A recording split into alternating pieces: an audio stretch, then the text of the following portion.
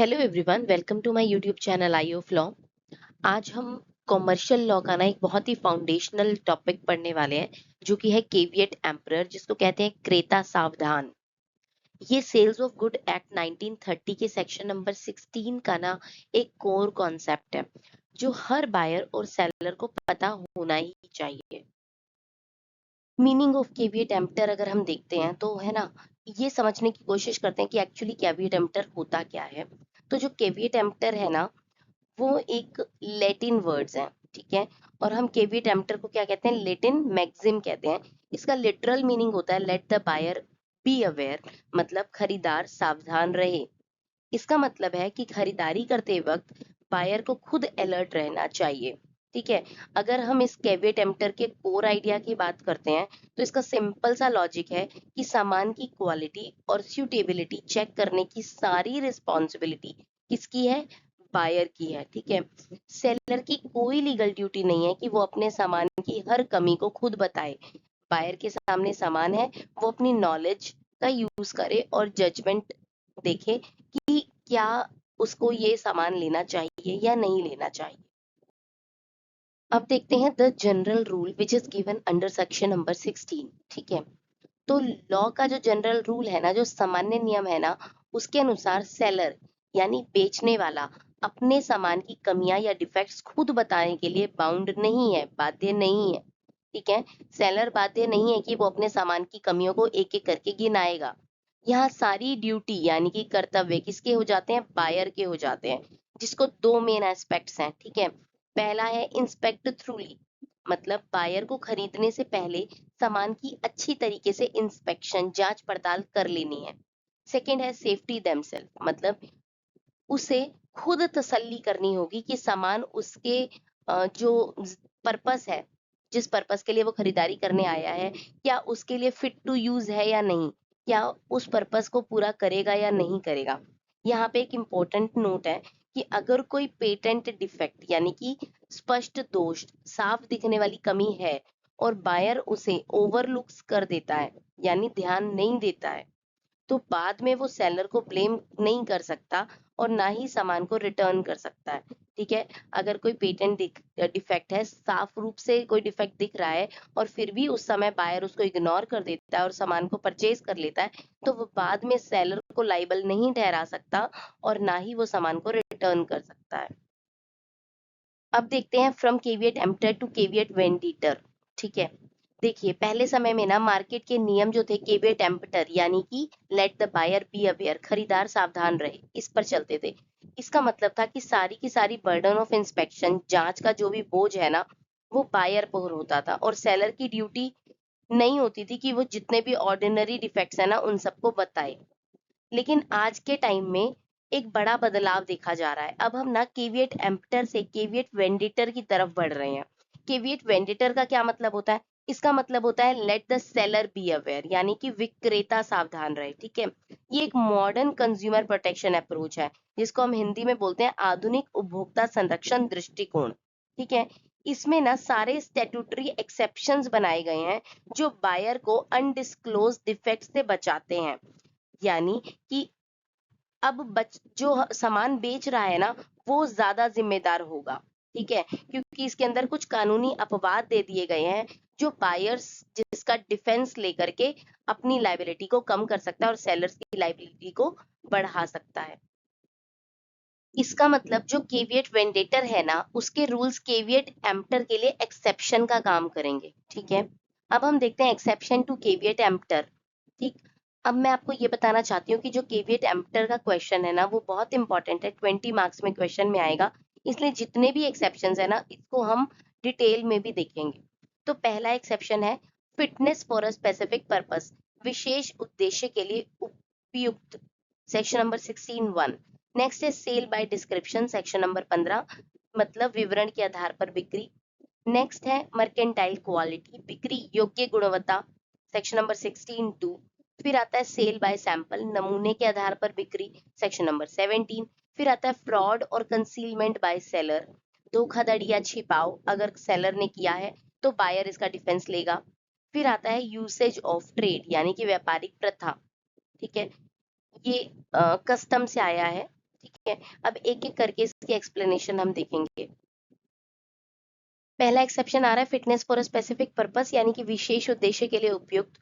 तो इसका मतलब होता है कि अगर बायर अपना स्पेसिफिक पर्पस, अपना खास मकसद सेलर को बता देता है और सेलर के स्किल्स एंड जजमेंट यानी कि उसके निर्णय और उसके कौशल पर विश्वास करता है, भरोसा करता है, तो सेलर को सही सामान ही देना होगा।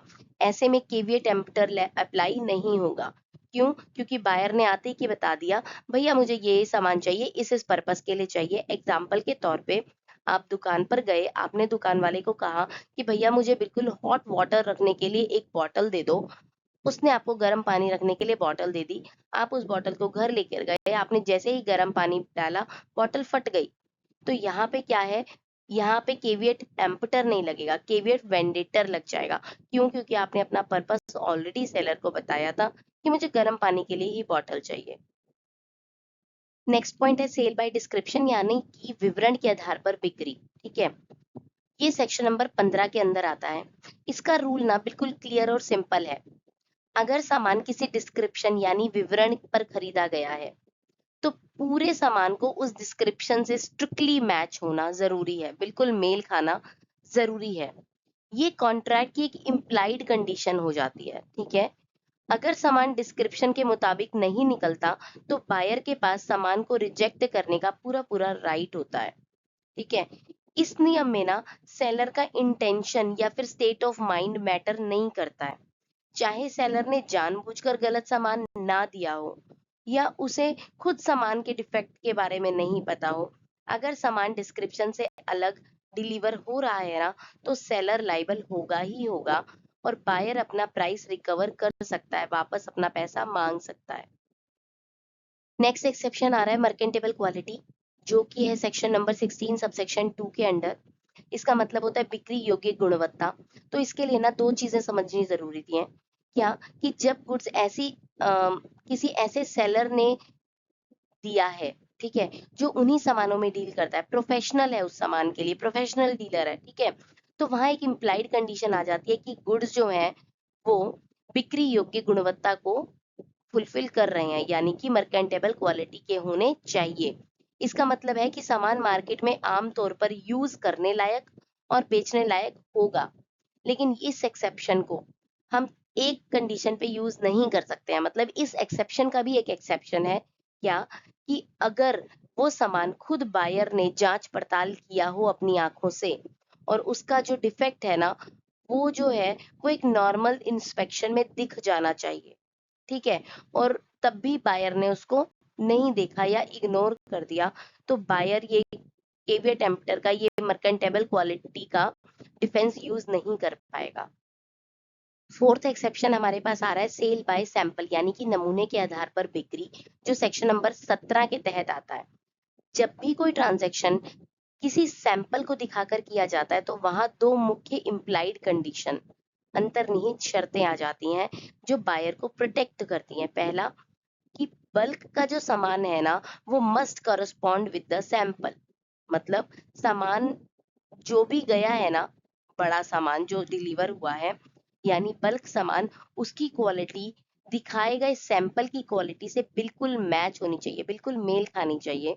और दूसरा है फ्री फ्रॉम अनमर्केंटेबल डिफेक्ट्स, यानी सामान के अंदर कोई भी ऐसी हिडन कमी या कि लेटेंट डिफेक्ट, छुपा हुआ दोष नहीं होना चाहिए जो एक नॉर्मल रीजनेबल एग्जामिनेशन में आसानी से न दिखे। ठीक है, सामान बिल्कुल साफ और बेचने लायक होना चाहिए। यहाँ पे एक इम्पॉर्टेंट नोट देखेंगे हम कि यहाँ पे ध्यान रखने की बात है कि अगर कोई पेटेंट डिफेक्ट यानी कि कोई छुपा हुआ दोष नहीं है, स्पष्ट दोष है, और जो सैंपल को नॉर्मल तरीके से देखने पर साफ साफ पता चल रहा था और बायर फिर भी उसे देखने में फेल हो गया ना, तो फिर बायर जो होगा उसका अपना ही रिस्क होगा, सेलर का कोई रिस्क नहीं होगा। नेक्स्ट एक्सेप्शन हमारे पास आ रहा है फ्रॉड और कंसीलमेंट बाय द सेलर, यानी कि धोखाधड़ी और छिपाव बाय द सेलर। ठीक है, अब ये जो हमारा एक्सेप्शन है ना, ये डिपेंड करता है डॉक्ट्राइन ऑफ इक्विटी, यानी कि साम्या के सिद्धांत पर। ठीक है, इसके अंदर दो इंपॉर्टेंट बातें आती हैं। पहला क्या है, एक्टिव कंसीलमेंट, कि अगर सेलर जानबूझकर सामान किसी डिफेक्ट को छुपा रहा है, ठीक है। जैसे किसी टूटे हुए वास पर इस तरीके का पेंट लगा दिया उसने ताकि क्रैक नहीं दिखे, तो वहां केविएट एम्प्टर अप्लाई नहीं होता। ऐसे में केविएट जो कॉन्ट्रैक्ट है ना, वो बायर के ऑप्शन पर वॉइडेबल हो जाता है। ठीक है, यहाँ पे केविएट एम्प्टर नहीं आएगा, केविएट वेंडेटर आ जाएगा, यहाँ पे सेलर रिस्पॉन्सिबल होगा। ठीक है, इसके बाद नेक्स्ट पॉइंट इसका होगा कि सेलर ट्रिक द बायर। अगर सेलर ने कोई ऐसा फ्रॉड किया है जिससे बायर ट्रिक हो गया, यानी धोखे में आ गया, तो सारी लाइबिलिटी किसकी हो जाएगी? सेलर की हो जाएगी। ठीक है, इसमें इंपॉर्टेंट पॉइंट है, एक ध्यान रखने वाली बात है कि मियर साइलेंस इज नॉट फ्रॉड। अगर सेलर सिर्फ चुप है, शांत है, तो ये धोखाधड़ी नहीं है। ठीक है, अगर उसने एक्टिवली कुछ कहा नहीं है, ठीक है, कुछ छुपाया नहीं है, तो फिर से रिस्क जो होगा बायर का ही हो जाएगा। यानी कि जो मैं अभी बोल रही हूँ, ये केविएट वेंडेटर का एक्सेप्शन आ गया। ठीक है, नेक्स्ट एक्सेप्शन हमारे पास आ रहा है यूसेज ऑफ ट्रेड, यानी कि व्यापारिक प्रथा या चलन। ठीक है, इसके अंदर भी दो इंपॉर्टेंट बातें आती हैं। क्या? पहली तो कुछ इंडस्ट्रीज या मार्केट्स ना, इनमें कस्टमरी प्रैक्टिस, ठीक है, प्रथाएं होती हैं, जहां ये पहले से मान लिया जाता है कि सामान एक पर्टिकुलर स्टैंडर्ड ऑफ क्वालिटी का होगा ही होगा। ठीक है, ये एक इम्प्लाइड कंडीशन की तरह कॉन्ट्रैक्ट से खुद ब खुद जुड़ जाती है। ठीक है, और दूसरा है कि अगर सेलर का सामान उस मार्केट कस्टम, जो उस मार्केट का कस्टम है, यानी जो प्रथा है, उसको वॉयलेट कर रहा है, तो केविएट एम्प्टर अप्लाई नहीं होगा और सेलर की ही रिस्पॉन्सिबिलिटी आ जाएगी यहाँ पे सामान के खराब होने की। क्यों? क्योंकि मैं उस मार्केट में गई ही ये सोच कर हूँ कि यहाँ का सामान तो बाकी सारे ब्रांड्स और बाकी सारे सेलर्स की तरह बढ़िया ही होगा।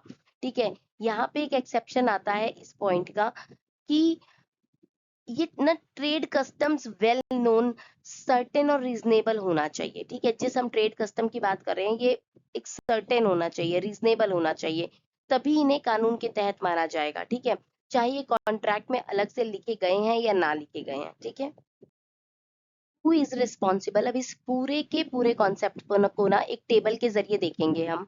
ठीक है, मतलब एक नजर में सारांश जिसको हम कहेंगे। ठीक है, सबसे पहले देखते हैं हम नॉर्मल परचेज अगर हुई है सिचुएशन में, तो इसमें ना बायर जिम्मेदार है, जो हमारे जनरल रूल यानी कि सेक्शन नंबर 16 से आ रहा है। इसके बाद अगर बायर स्टेट पर्पस, बायर ने अपना जो है पर्पस बता दिया है सेलर को। ठीक है, अगर बायर ने अपना पर्पस सेलर को बता दिया है, तो सेलर जिम्मेदार होगा। ये 16(1) से आ रहा है हमारे पास। हिडन डिफेक्ट की अगर हम बात करें कि अगर सामान में कोई हिडन डिफेक्ट है, तो भी सेलर जिम्मेदार होगा, जिसे हमने सेक्शन नंबर 17 में देखा था। और अगर हम एक्टिव फ्रॉड की बात करें कि अगर सेलर ने जानबूझकर फ्रॉड किया है, तो सारी की सारी लायबिलिटी सेलर की ही हो जाएगी। ठीक है, क्योंकि ये फ्रॉड और मिस रिप्रेजेंटेशन का केस है। यहाँ पे हमने एक बात देखी थी कि अगर सेलर केवल चुप है, कुछ नहीं बोल रहा है, तो उसको फ्रॉड नहीं कहा जाएगा। ठीक है, आज के जो मॉडर्न लॉज है ना, उसमें हमेशा बायर को ही प्रोटेक्शन मिल रही है। ठीक है, लेकिन कॉमन लॉ एनालिसिस में ना, आज भी ये जो मैक्सिम है ना, केविएट एम्प्टर, ये बहुत ही इंपॉर्टेंट रहती है।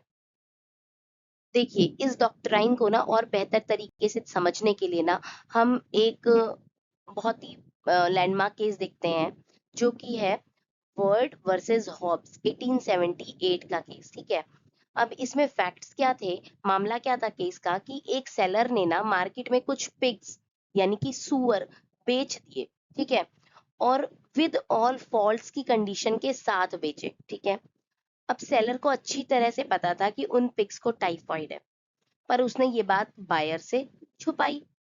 अब कोर्ट का वर्डिक्ट आया, कोर्ट ने फैसला सुनाया कि यहाँ सेलर लायबल नहीं होगा। कोर्ट ने कहा कि सेलर ने कोई भी फॉल्स रिप्रेजेंटेशन नहीं किया है, यानी किसी भी तरीके का झूठा बयान नहीं दिया है। ठीक है, लॉ के मुताबिक मियर silence is not a fraud, यानी कि सिर्फ शांत रहना किसी भी प्रकार की धोखाधड़ी नहीं है। अब यहाँ पे कंक्लूजन आया कि क्योंकि सेल विद ऑल फॉल्ट्स थी, ठीक है, और बायर खुद इन उन जो पिग्स है, जो सुअर है ना, उनको प्रॉपरली इंस्पेक्ट करने के लिए गया था, और वहां पे उसने अपनी इंस्पेक्शन में वो फेल रहा, इसलिए सारे नुकसान जो है ना, वो बायर को ही उठाने पड़ेंगे। हालांकि जो हमारा मॉडर्न कंज्यूमर लॉज है ना, उसमें आज इसका आउटकम ना अलग हो सकता है।